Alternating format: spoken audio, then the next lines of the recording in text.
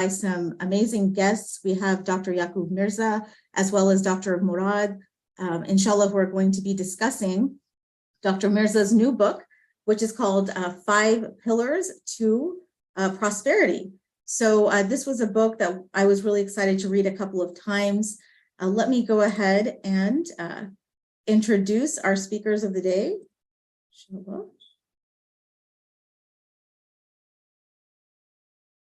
So today, our webinar is actually co-sponsored by the United Theological Seminary of the Twin Cities. And you may know that there's a partnership between our two seminaries. There was an MOU signed in 2020, which created a joint degree in which interreligious chaplaincy, with interreligious chaplaincy with Islamic focus. So basically you can take 6 classes from TISA and then continue on with United Theological Seminary and get your graduate degree there. Those of you who are new to learning about TISA, our vision is a world constantly bettered by religious scholarship and ethical leadership. And our mission is to cultivate a generation of world-class doers and thinkers who lead from an Islamic paradigm while engaging contemporary challenges and opportunities. And the team here at TISA really tries their best to fulfill this vision and mission and deliver on that. So today is our second co-sponsored book talk with United Theological Seminary.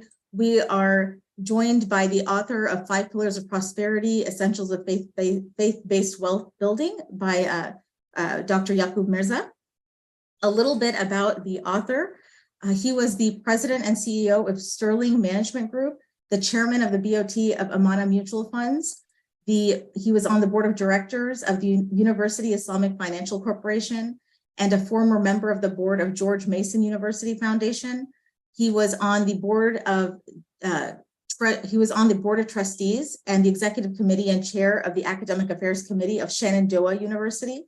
He's also the president and trustee of the Center for Islam and the Contemporary World at Shenandoah University, a member of the Council of Advisors and Muslim Philanthropy Initiative at the Lilly Family School of Philanthropy of Indiana University. He holds a PhD in physics and a master's in teaching science from the University of Texas at Dallas.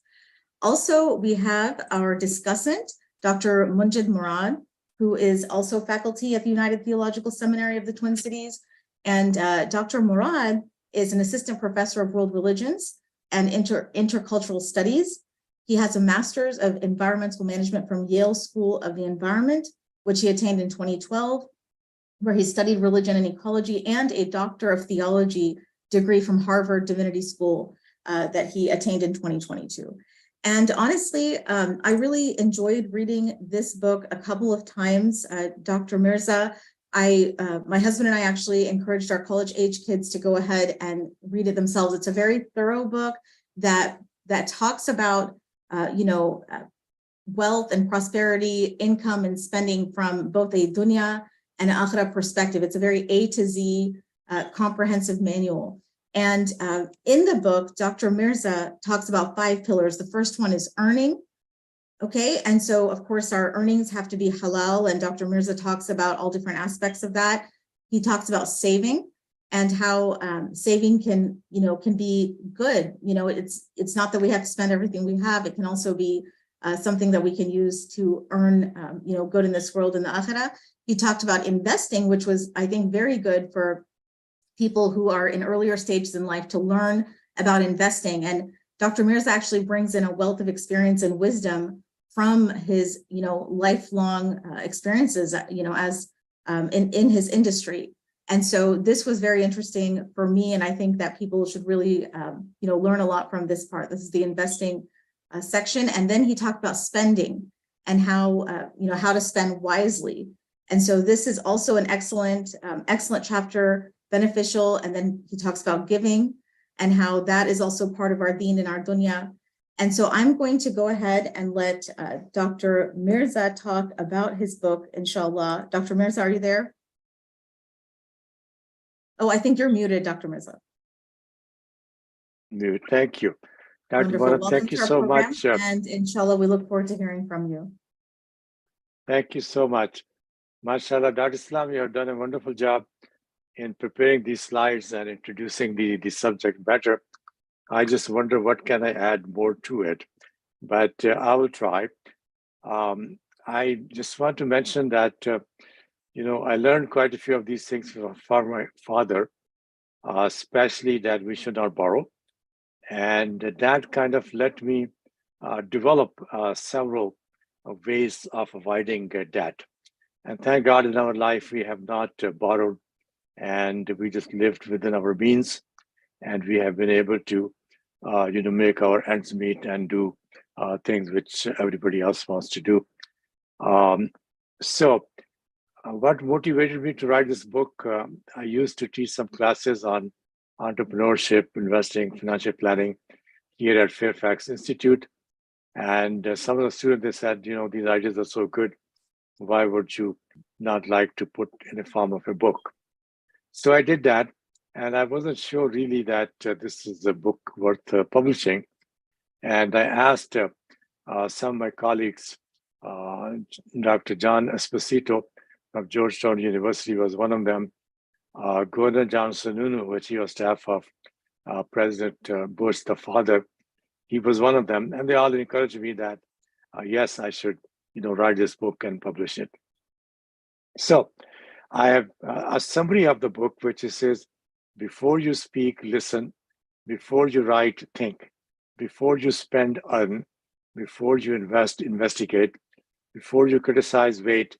Before you pray, forgive. Before you quit, try. Before you retire, save. Before you die, give. And so that really kind of summarizes this book. As I talked about the debt, my father used to tell me that Allah subhanahu wa ta'ala, with his mercy, will forgive us all our sins, except two. One is if I borrowed money from someone and I did not return, or if I harmed somebody and I did not apologize. So that really made a huge impact on me. And then my wife and myself, we consider education. I give it a very high priority, and we asked our children to excel and get higher education as much as they can, because as you all know, education is key to everything we do. And once we have education, we can stand on our own feet. This book, while I'm Muslim, I wrote it for Muslims, but I have tried to reach out to Old Testament, New Testament, and try to find commonalities and ways and means that how I can compare. So Islam recognizes both Torah and the New Testament. The text from these scriptures are cited in the Quran.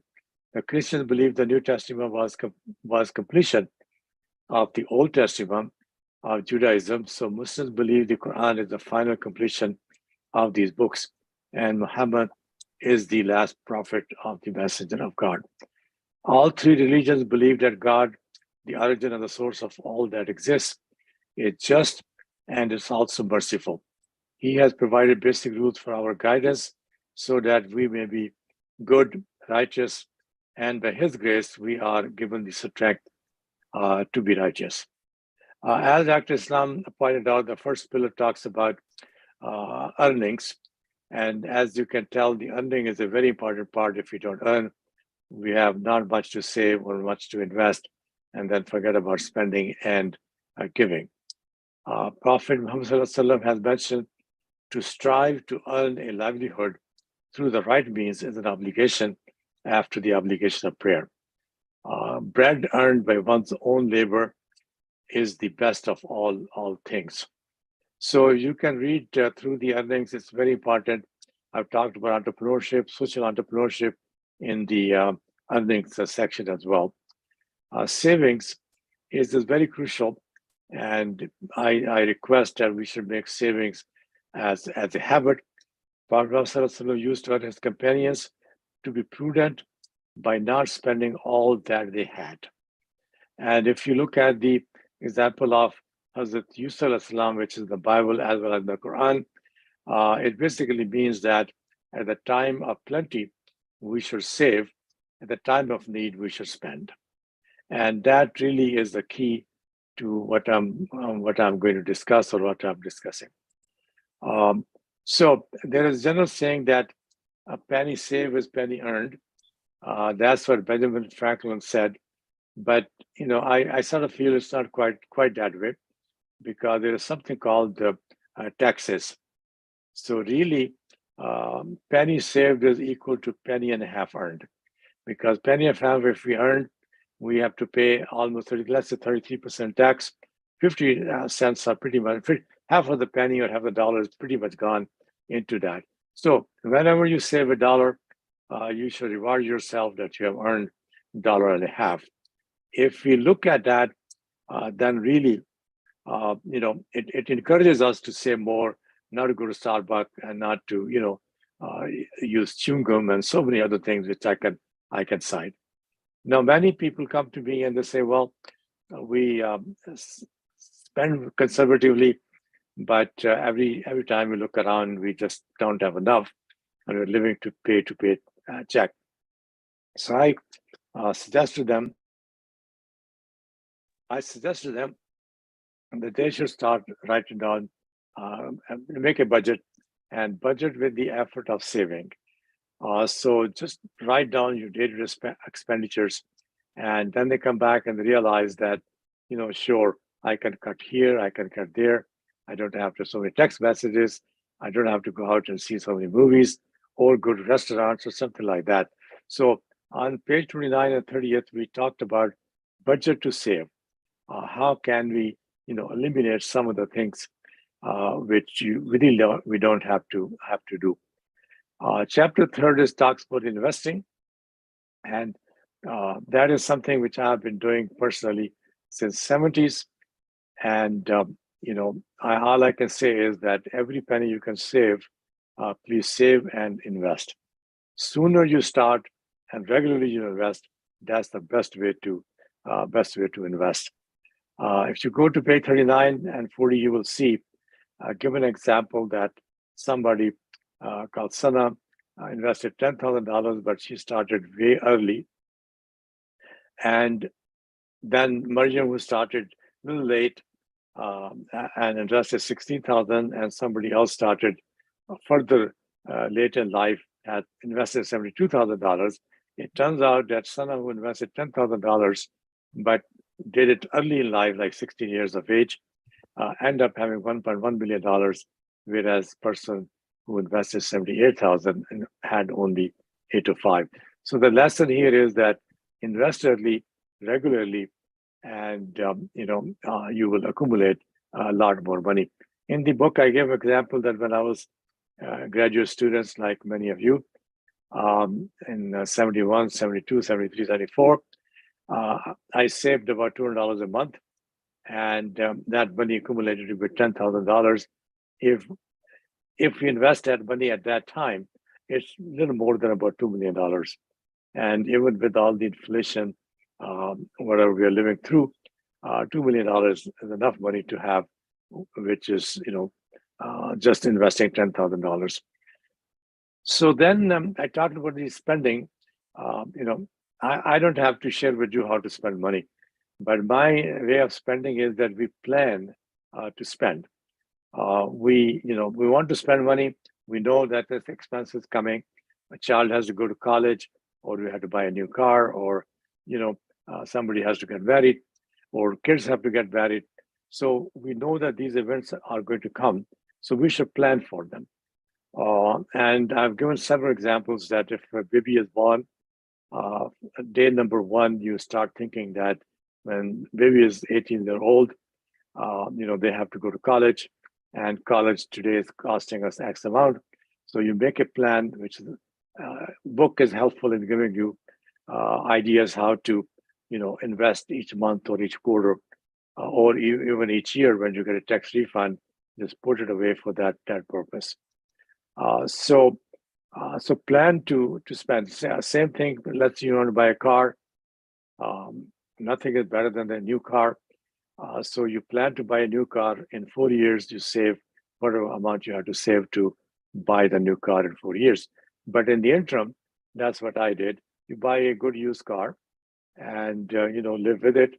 And then time comes after 4 years, you buy a car without any debt or any payment plan which comes with it. So please focus on planned giving rather than just impulse spending. Then last chapter is giving. Giving is very, very important. And since Allah subhanahu wa ta'ala made zakah as the third pillar, which is, I'm very passionate about it. It's really, why it is so important that Allah subhanahu wa ta'ala choose to make it a pillar, that we want to see that among the Muslim community or the society at large, everyone has a decent way of living. And this is the way of sharing what God has blessed us with. And we, want to see everybody is living happily and at a reasonable level. Now, zakah, in my opinion, is not fully understood fully. We sort of know about it, we understand it, but I don't think we really grasp the idea that how to sit down and calculate what is zakah. In my book, I argue that my feeling is that we collect 10% of zakah, which is really due, which we should be collecting, which should really help to create a very, very healthy society. So the purpose of zakah is that everyone should have a decent way of living. It's not just giving, a few dollars here and a few dollars there, and person can get by with it. But it is a total system. Prophet ﷺ has said, you should give enough to one person that they don't have to come back to you at all. So they stand on their feet and they are, happy thereafter. If we cannot do that, then we can give them enough to be on their feet for 1 year.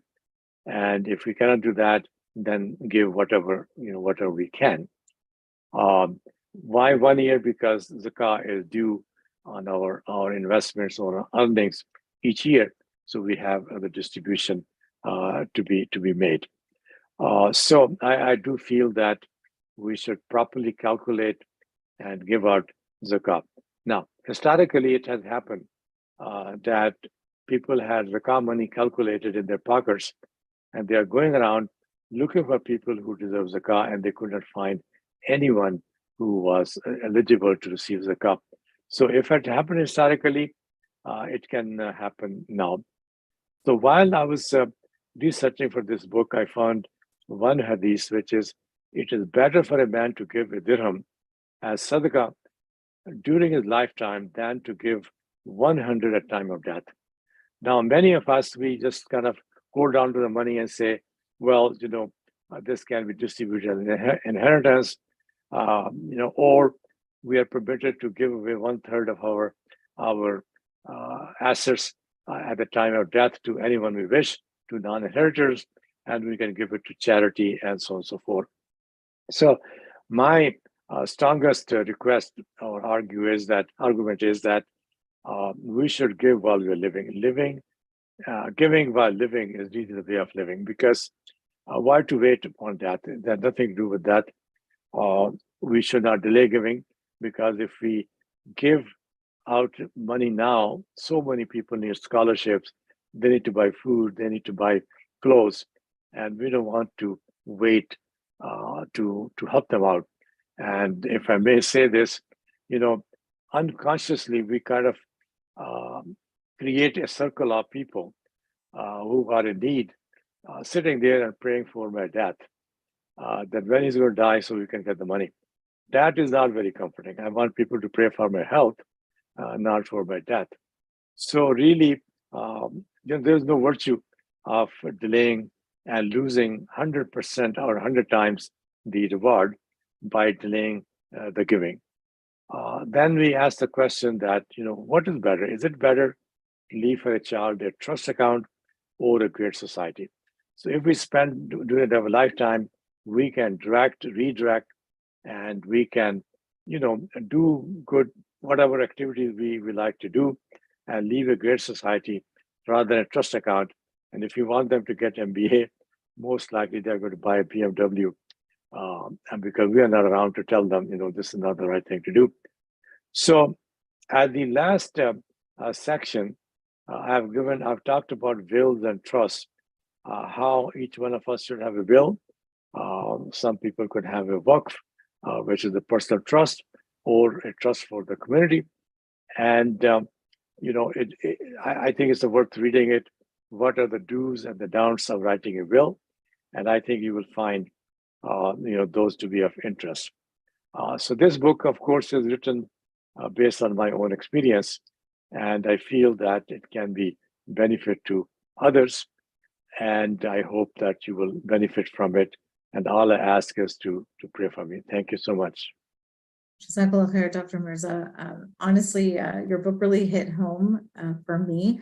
First of all, you talked about who motivated you, and I read in your book how your father would tell you to do little things like turn off the lights and things like that. And honestly, it reminded me about my father-in-law, because we didn't grow up caring about those little things. But, after I learned that from my father-in-law, it really made a difference, little things like that, being careful about how we use our resources. What I also like about your book, Dr. Mirza, is that you, even though, mashallah, you bring a wealth of experience and you deal with very large budgets. I believe some of your budgets are like in the billions, of dollars, but you made, the examples that you gave are like perfect for the ordinary person, someone making, $1,000 or $2,000. I feel like, I want all of my children to read this. All the young people should read this. So it just, breaks it down. Like, how much you spend on your coffee, on your parking, on your this. So I really like that a lot.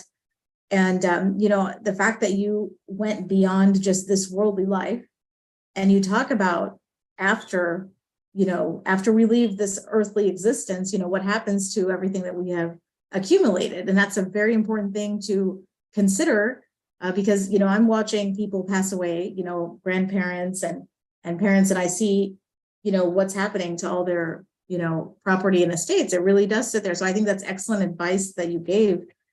Is there anything you would add to your book now that it's been out for a few years, and, any other advice that you would give to people? Not really. Books seems to be pretty much stand on its own. I have written the second book, Heavenly Returns, which is a dialogue between Gary Moore, who's a conservative Christian and runs a financial seminary. He grew up in the South as a Southern Baptist, and I happen to know him and share many common ideas, common views about finances. And I present Islamic viewpoint. He presents the Christian viewpoint, and it's a dialogue, not telling who's right, who's wrong, but we let the reader kind of decide. So, since you mentioned about the estate, one other thing is which we have done personally for ourselves is that I talk about it as a family partnership in the book, and that is that we put aside almost approximately half of our assets into a family partnership, which is equally owned by our 4 children. And they What already about the know, foundation, Dr. Mirza, that you mentioned in the book? right? That's another entity. So the children, they already know what share are they going to get, and their financial well-being is tied together. So they are together not only as a family members, as siblings, but their finances are combined together, and they are learning, how to help each other. If one sibling needs more money, well, it's okay. That's what the kids, brothers and sisters are all about. So we let them, have some more. And among them, they have chosen one person to be responsible for their investments after me and my wife. So it's a very good process for them to kind of be trained and be ready for what they have to do in the event that we are no longer available. The other half, which me and my wife own, we have talked to the children, and we have told them that our wish is to give it to charitable organizations or charitable foundations. And that's where the Mirza Family Foundation comes in. So whatever savings, my 401k, my retirement, over time, we are moving into the foundation.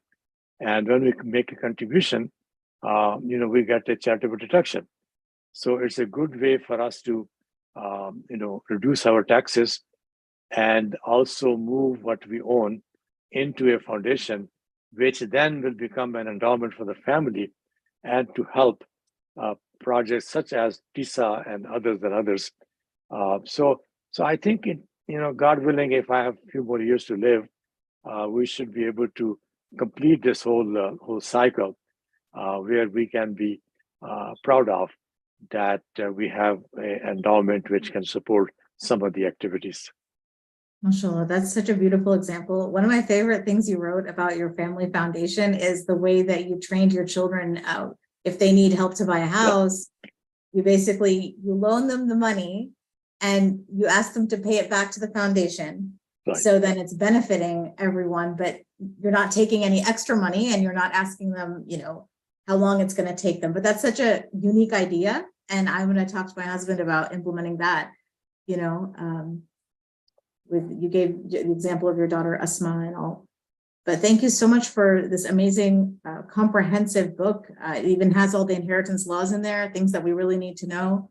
And I'm going to ask Dr. Murad if he would like to, if he has any questions or discussion points for Dr. Mirza as well.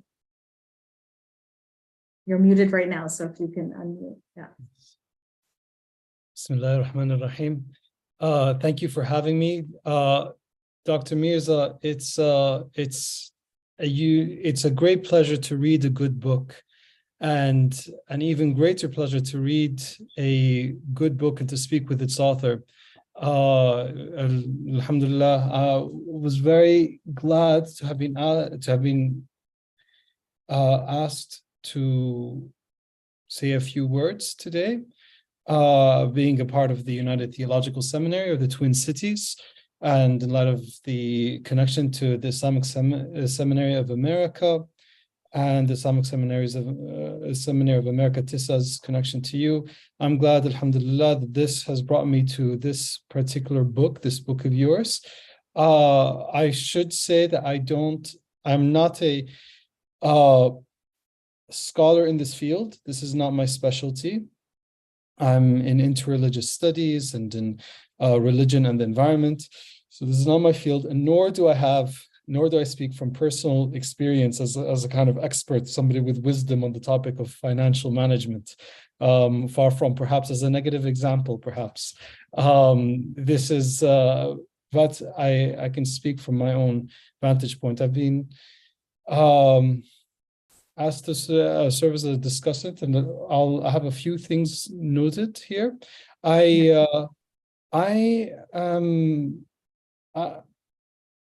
My notes are based on what I believe is the most recent edition of the book, which is also the abridged edition. This is a rare case in which I've read the abridged edition, and I very much intend to read the full edition after it. I really look forward to reading the full edition, Dr. Mirza. You have done such a great, I can hardly, actually, I'm about to get into the need for books such as this, and for shared wisdom such as this. And in fact, this is the point that I want to start with.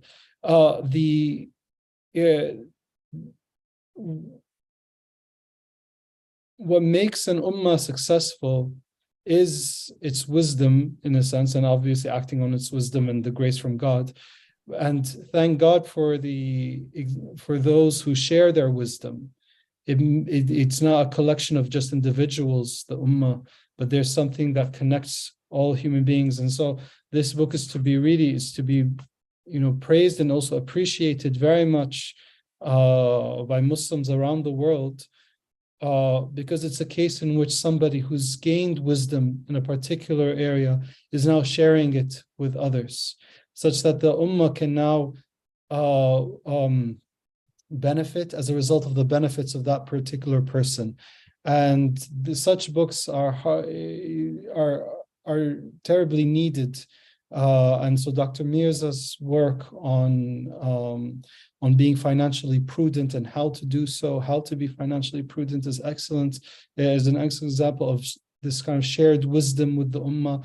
There are other examples that come to mind. Dr. Hilali Nuruddin, who's written a work called Letters to a Young Doctor, exploring and surviving a career in medicine. So somebody who's Dr. Hilali Nuruddin, who's like one of the most accomplished surgeons of the world, from what I've been told, has written a book. Now this Muslim surgeon has written a book for other Muslim surgeons and also just doctors in general to learn from. And we need this in every field, essentially. We need this really in every field. In philosophy, Dr. Said Hussein Nasr has written a young Muslim's guide to the modern world, not just philosophy, but religion in general, for understanding the modern world. And examples such as Dr. Jimmy Jones, who has done so much in communal efforts and now leading the Islamic Seminary of America, along with others, of course. This is an example of somebody accumulating wisdom, cultivating the proper approach to things in that particular field, and then sharing it with others. So alhamdulillah for these people who share their wisdom with the ummah, and then the ummah inshallah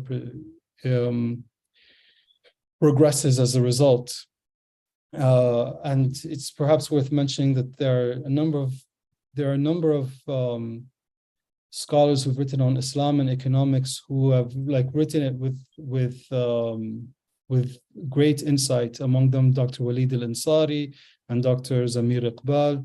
But now let me turn to this book. So what I have, Dr. Islam, what I have is a number of things in response to the book, and then we could move on into discussion.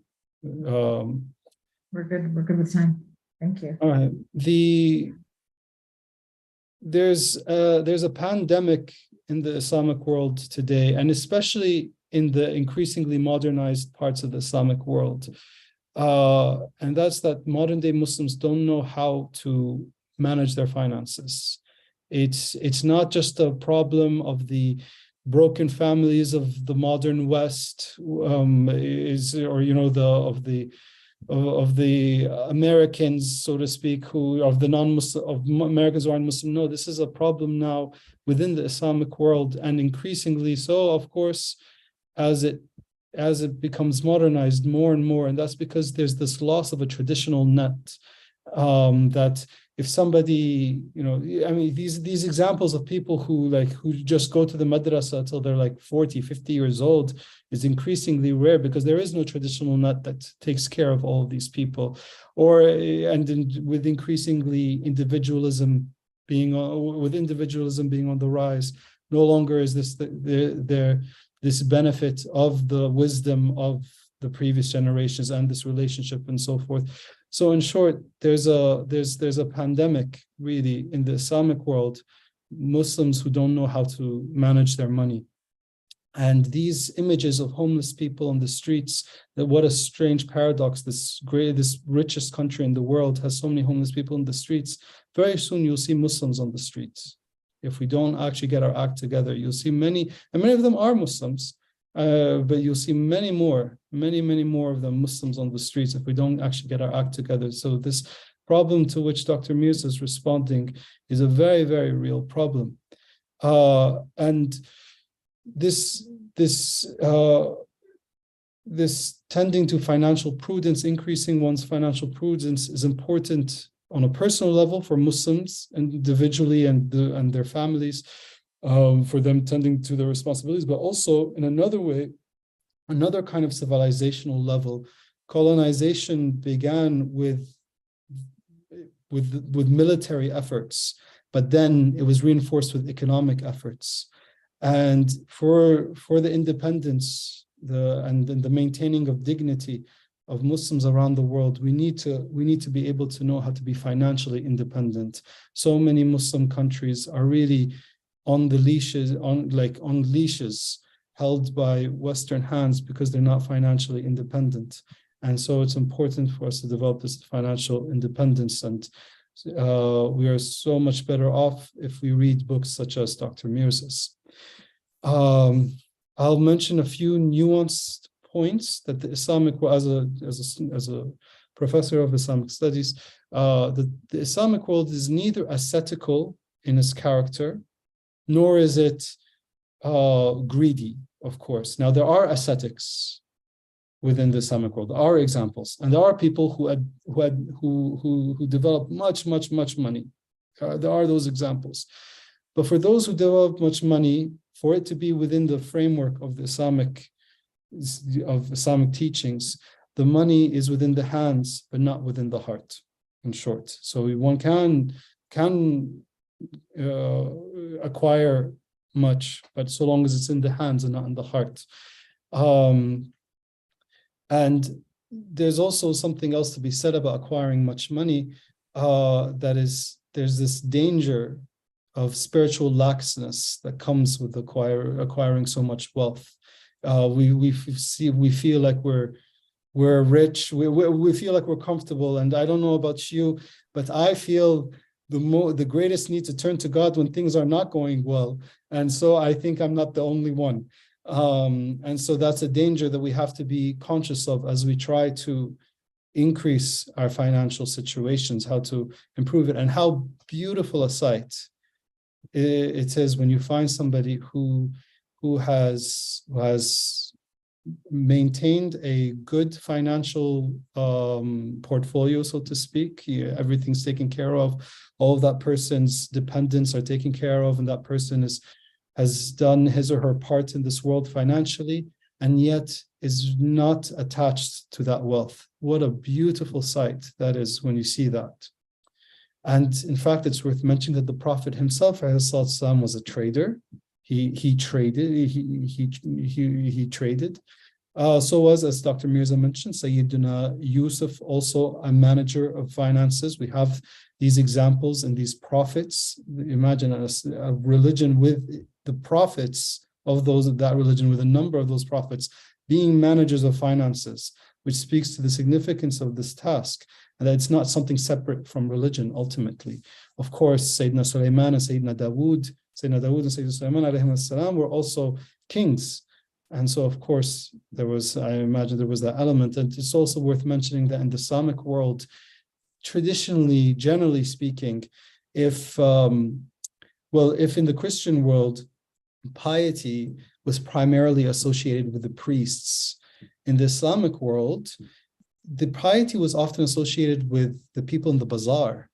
Interestingly, it's the people in the bazaar who, when they put, of course, you always find exceptions and bad people in every place, of course, but generally, as a general perception, I grew up in the Islamic world myself. There was this idea: you walk through the bazaar, you see all these people sitting down with their masbahas, with their subhas, just sitting down and just reciting Quran, and being very gentle people. And then also, you want to purchase something, they always put some extra for you just in case something's wrong with the mizan, with the weighing scale. Of course, people will try to rob you, all sorts of things also happen, but generally speaking, piety was often associated with the people in the bazaar, as well as, of course, with other people, such as other people too, but it's worth mentioning this. And now, as it's important also in the discussion of finances to keep in mind, I think one of the most significant images in this, in at least for me, from our tradition, is that of tethering the camel and then having tawakkul. You might recall that once somebody walked into the mosque, or walked into a room where the Prophet was, and the Prophet asked, how did you get here? He said, I came by camel. And he said, the Prophet asked him, what did you do to your camel when you came? He said, I just let it be because I know that God will protect it. And the Prophet told him, no, go and tether your camel first, and then you have tawakkul. So he went and he tethered his camel, that is to tie the leg of the camel so as to make sure that it doesn't roam around. So the idea here is not to just have tawakkul, that, oh, God is going to open something for me. You might have lots of people who are just waiting for some fath, some opening. But no, you have to go and act. And then you have tawakkul, that God gives you something, that God protects you. And neither is the Islamic tradition, neither is a tradition that espouses, I've never heard within the Islamic tradition, a version of the prosperity gospel, which is worth mentioning. The prosperity gospel is this idea that if you do good, God will give you lots of money, and those who have lots of money are people whose prayers are people having lots of money is a sign of them being good people. It's not like that. Of course, you pray and God can answer, and God will answer, inshallah. But it's not that the more money that you have is reflective of how good of a Muslim you are. No, not at all. But of course, you are encouraged to be financially prudent and so forth. And I appreciate, Dr. Mirza, that you mentioned that you gave some explanation of what riba is. There's generally lack of understanding as to what riba is, and then it gets ridiculed because people don't really understand, like an interest rate. All right, let's just calculate it a different way instead of an interest rate. But the idea is that you have to pay it back, whatever you take on loan, regardless of what happens with the money, regardless of the success or failure, you have to pay this money back. But rather, the Islamic model is of shared risk, which I mean, if you just have that applied here in America, God knows the economy will look so different, so much less homelessness, so much less financial trouble. And nor is debt sinful in principle, but of course it's discouraged. But one thing that I feel, and this is a question that I shall ask you, Dr. Mirza, I sense that cryptocurrency, which is now a huge topic in finance in the world and a growing topic also among Muslims. You have Muslim athletes with cryptocurrency sponsorship. And of course, they're taken as role models by Muslims around the world. I am not a scholar in this, but I have a suspicion that this is haram. I'll say I have a suspicion. It's reifying virtual reality, which has no connection to, has little connection to actual practice, to this level of reality. Anyways, there's more to be said. I feel like I'm probably taking up too much time, so I could just skip through my notes. You don't have to skip. We're still doing good. All right. Well, Dr. Mirza, it's your fault. It generated so many good thoughts. I hope good thoughts. And of course, the benefits of this book is that it encourages us to cultivate a kind of financial prudence, to think with financial wisdom, not to just go about daydreaming, just spend however you want to spend, and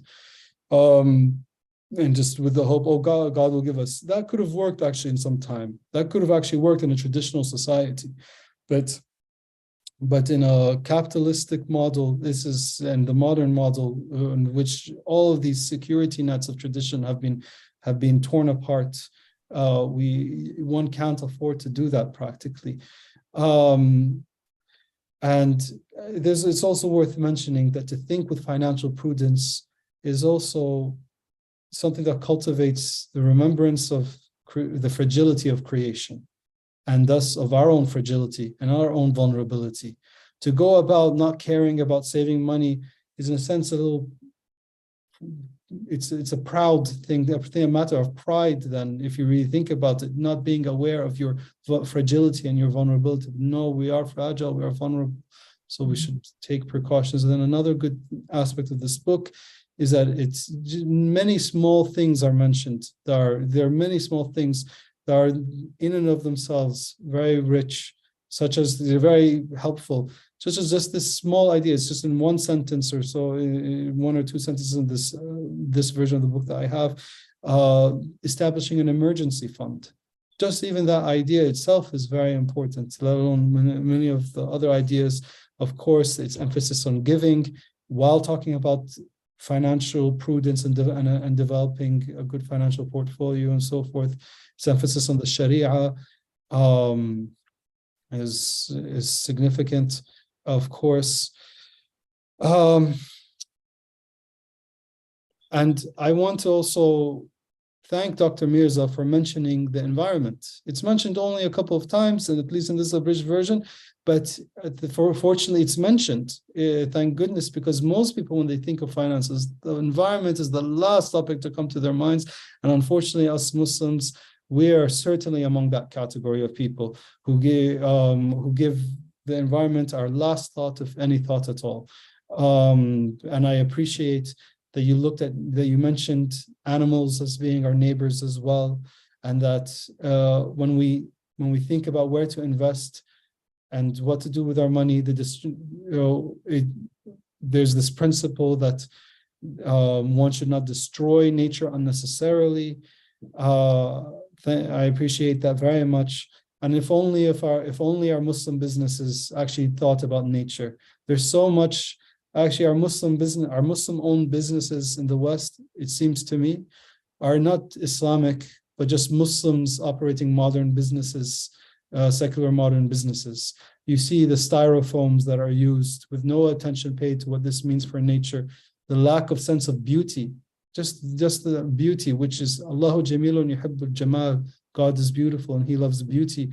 No recognition of that in so much of Muslim businesses that look so tacky.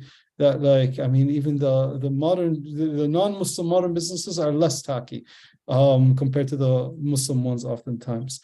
I shall end this. I shall wrap this up. There's so much to be said, as well as, I mean, I appreciate, Dr. Mirza, that you referred to other religious traditions, the scriptures of other religious traditions, which is we inherit the scriptures of other religious traditions as well. And I am glad that you mentioned this. I shall end with one phrase, and it's a phrase by Sayyidina Ali, radiallahu anhu, alayhi salam. Sayyidina Ali,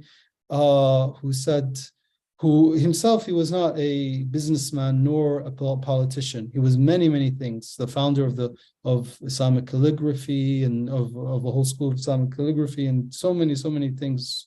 But he wasn't a businessman, but nonetheless, this applies to finances, of course. So I shall end with the saying of Sayyidina Ali: live as if you will die tomorrow, and as if you will live for 1,000 years. Jazakallah khair, Dr. Murad. So many great reflections there, Dr. Mirza. Is there anything that comes up for you as a response? No. I think you're muted. Yeah, thank you so much, Dr. Murad. You made my day. So I wish my wife was here to listen to you. So maybe she will believe me in what I tell her. So alhamdulillah, thank you so much. I really appreciate it. And the book, the full book is kind of out of print. We printed 3 times, and I will email to you the full book, so you have it. No, you had done a wonderful job. I learned a lot from your analysis. I just will add one more thing, that when I talked about zakah, I have spent quite a bit of time on talking about how to share with the community. And we take care of the family first, then with our cousins, uncles, aunts, brothers and sisters, and then we go enlarge the circle, go out to in-laws and others, and then a community at large. And one example I often give, part of the category of zakah is to help people relieve from debt. And I asked this question to myself: how will ever I find out that somebody is in debt? People are not going to come to me and say, well, I want to announce that I have a credit card debt and please give me your zakah so I can pay it off. It's not going to happen, and we should not allow it to happen. People have dignity and they should be respected. So to me, it means that each one of us, we have to be involved in the community, and we have to be so close and intimate to each other that we will know the inner information, feelings of that person. And we will come to know that this person is under stress because of debt, or that person may be needy or whatever. And then we should quietly help that person to pay off the debt. So really, it's a pillar. For example, that Islam you must have seen when there's a newborn in the community, we don't give them a box of diaper because everybody else is bringing diapers. So what we do is we give them a check in the name of Amana Mutual Fund, and we usually give it a sizable amount, $500 to $1,000, depending on what we think of the family. So many families have told me in the community that money which you gave us 10 years ago now has grown to so much, and we are adding more money to that. And this money goes into education savings account, in which you can contribute $2,000 per year until age 18. So the check is in a Amana Mutual Fund name, so they cannot cash it. So they have to open an account in the name of the kid and deposit it. And really, it's a great way to give a gift of education to their child. And it encourages parents to contribute because they see statement comes every quarter and they see, oh, that $1,000 has now become $5,000. And, why don't we put some more by the 18th? The person will have that. So education savings account is a beautiful way that we can help. I have 5 granddaughters. Each one of them have one. The oldest one is 15. And I believe last time we checked, she already has about $130,000 in her account. So if she wants to go to a state-run university, she has the money. She wants to go to Georgetown or private school, even then, because money will be drawn each year, so the rest of the money will be growing for 3 more years or 2 more years. So it's a savings just never hurt. And the last thing I would say is that delay gratification. Whatever you want to do today, go on vacations, get your heels, you want to buy, a second car, whatever, learn to delay those gratification or hope to have a better retirement, better education for your children, better life in the future. And saving would never hurt you. It always will come handy. And if you don't use it, you can always give it out to other people. Thank you so much. Dr. Mirza, and I have a tiny question which you did touch upon, and it's a genius idea what you've done with your grandkids and with the newborn babies.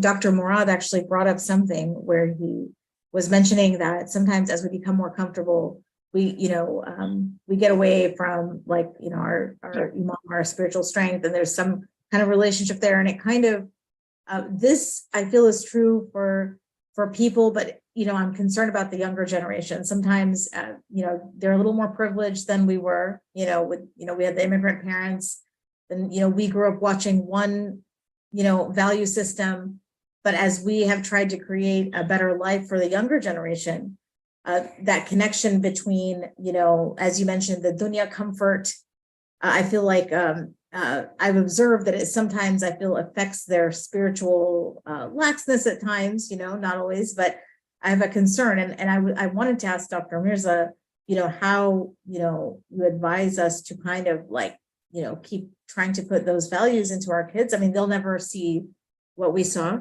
growing up, but, what can we do? Because their value system, financial value seems to be different, than the parents, Yeah, sure. I think this is a very, very good question, and it requires a lot of effort.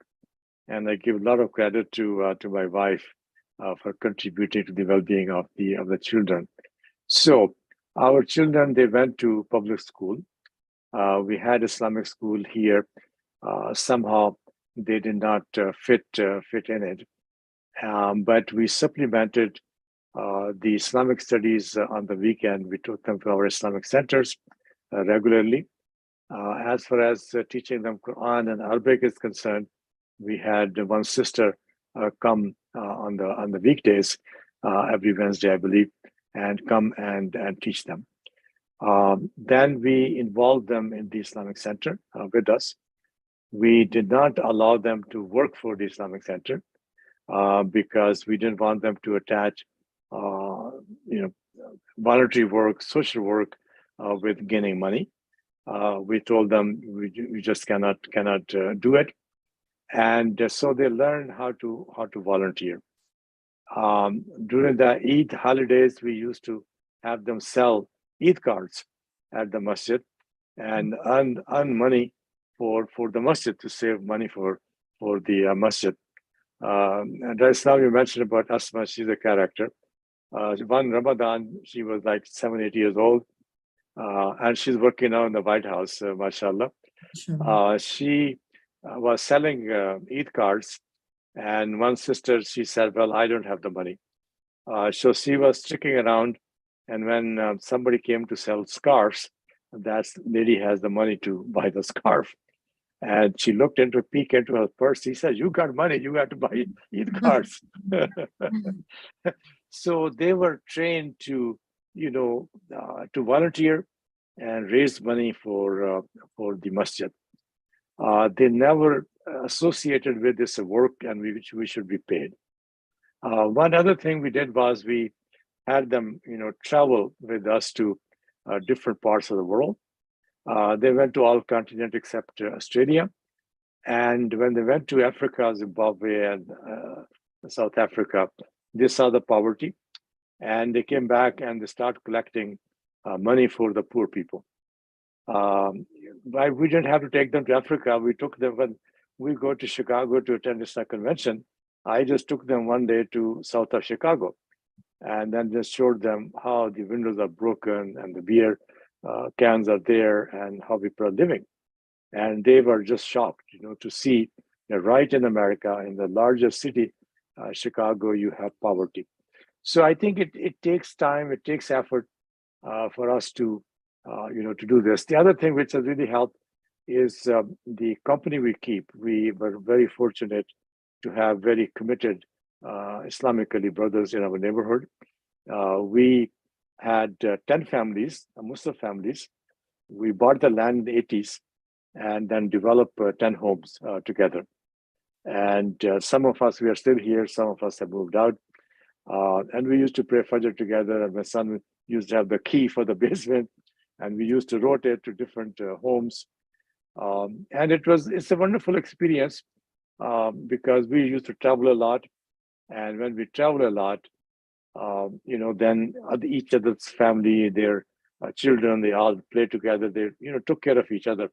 So that also helped together. But of course, it has some negatives also. Everybody watched who's coming to which house and who's invited and why I'm not invited for dinner or something like that. But overall, it was a very positive experience. So I think it's a combination, but a great effort done as a family, more so my wife. She gave up her profession as a medical doctor and devoted to the children. It's an effort. It's a lot of effort. If you can get them involved in the Islamic Community Center, I think they will inshallah do okay. I feel so much better hearing this advice. Really, this has been such an enriching, enlightening, and wonderful conversation with both of you. And may Allah reward the work you've done. And you really put your heart and soul into the book, Dr. Mirza. I can tell from reading it. Being a fellow author, I know when someone really put all of it in there. So we do pray that Allah subhanahu wa ta'ala accepts this as a sadaqah jariyah and that it is widely used and implemented. And if you can let us know how to attain a copy of this book, Dr. Mirza. The book is not available, but I will email you a soft copy, and I have the copyrights. So you can feel free to distribute to your students and anyone you wish, both books. So as soon as we finish, I will send it to you, inshallah. On Amazon, the bridge version is available. Other ones may be available as used copy, but not as a new copy. Yeah. And also, Dr. Murad, thank you so much for joining us today and bringing your gems and bringing your insights and adding to our conversation here. We ask Allah to bless all of the wonderful work that you're both doing and also the work of the Islamic Seminary of North America, as well as United Theological Seminary. These are both amazing institutions doing great work And thank you for your support of that, that both of you are doing and that our viewers and, everyone in these institutions are doing. Islamic Seminary of America, we have these amazing courses. The summer session is now open for registration. There are scholarships available, and we look forward to more people, benefiting from these institutes. And I think we have made it to just about 1 hour. So I think we'll call it a day, inshallah, on the talk. So Jazakallah khair. Thank you so much for all of the viewers joining us and for our guests. We'll end, with a short prayer. Subhanak Allahumma wa bihamdik, ashhadu an la ilaha illa anta, astaghfiruka wa atubu ilayk. Wal 'asr, innal insana lafi khusr illa alladhina amanu wa 'amilus salihat wa tawasaw bil haqqi wa tawasaw bis sabr. Assalamu alaikum wa rahmatullahi wa barakatuh. Alaikum assalam. Thank you so much. Alaikum salam wa rahmatullahi wa barakatuh.